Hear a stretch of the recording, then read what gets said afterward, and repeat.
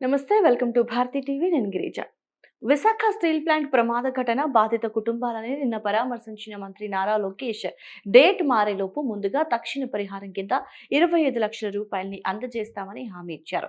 చెప్పిన సమయానికి బాధిత కుటుంబ సభ్యులకి 25 లక్షల చెక్కుల్ని అందించారు. అధికారులని పంపి చెక్కులని బాధిత కుటుంబాలకి అందించారు. కాగా ప్రమాదం జరిగిన వెంటనే బాధితులని పరామర్శించడానికి వెళ్లిన లోకేష్ ప్రమాద మృతుల కుటుంబాలకి రాష్ట్ర ప్రభుత్వం తరపున 25 లక్షల పరిహారాన్ని అందజేస్తామని ప్రకటించారు. గాయపడిన వారికి 10 లక్షల చొప్పున పరిహారం ఇస్తామన్నారు.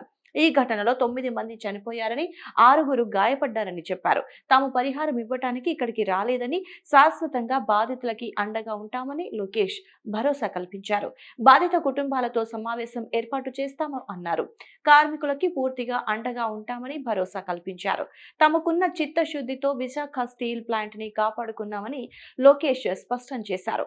తమకు వాట్సాప్ గ్రూప్ ఒకటి ఉందని, రాష్ట్రంలో ఎక్కడ ఏ ఘటన జరిగినా తాము తక్షణమే అక్కడికి వెళ్తామని, అందులో ముఖ్యమంత్రి చంద్రబాబు నాయుడు కూడా ఉన్నారని ప్రస్తావించారు.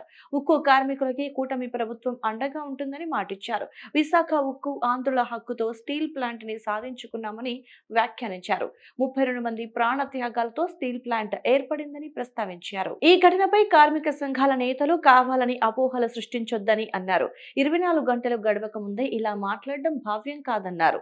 విశాఖ ఉక్కుని కాపాడాలని కార్మికులు తమను కోరుతున్నారని అన్నారు. విశాఖ ఉక్కుకి పూర్వ వైభవం తీసుకొస్తామని చెప్పుకొచ్చారు. ఉత్తరాంధ్రలో పెద్ద ఎత్తున కంపెనీలు వస్తున్నాయని వివరించారు.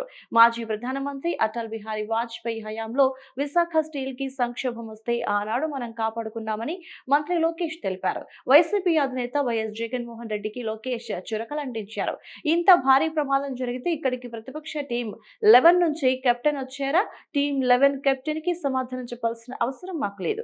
మాకు 164 స్థానాలు ఇచ్చిన ప్రజలకి సమాధానం చెప్పాల్సిన బాధ్యత మాకుంది.